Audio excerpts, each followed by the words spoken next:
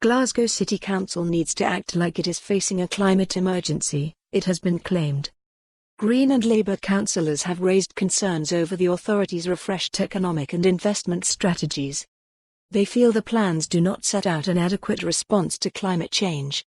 As a council we have declared a climate emergency, but this is not an emergency response, Green councillor Allan Young said. Climate change is the overriding concern of our generation, yet there's no mention in the report of a just transition, a Green New Deal or a carbon-neutral city by 2030. We are where we are with climate change because of the relentless pursuit of economic growth. He put forward an amendment calling for the refreshed economic strategy, for 2016 to 2023, and the updated investment strategy, for 2019 to 2023, to be revised to ensure the policies reflect the climate emergency. However, despite support from the Labour group, it was voted down by SNP and Tory councillors. The Tory group added its own amendment to the economic strategy.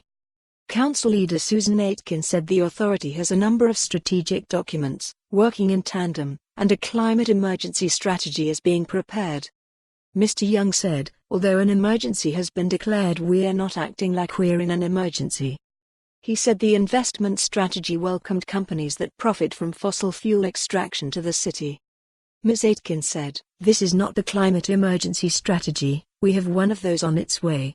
This is an economic strategy, it focuses on the city economy. The climate emergency is woven throughout it." On the investment strategy, she added, "We don't own all the land and all the buildings in the city. If companies, which we might not choose to come here, come and buy, we can't stop them. The kind of investment we will look for are businesses and organizations which live up to and comply with the standards that we are setting ourselves as a city." Green and Labour councillors also felt elected members hadn't been given a fair opportunity to scrutinise the updated documents. Mr. Young said, "The lack of engagement with elected members is concerning. This ties in with a wider point, having an extremely packed agenda for City Administration Committee on the day of full council. We feel it stretches the ability of elected members to robustly scrutinise what we have in front of us." Ms. Aitken said, "Other groups have managed to absorb it and come up with some suggestions." She said councillors were able to discuss the documents at the committee meeting. For more on this story, visit the news article link.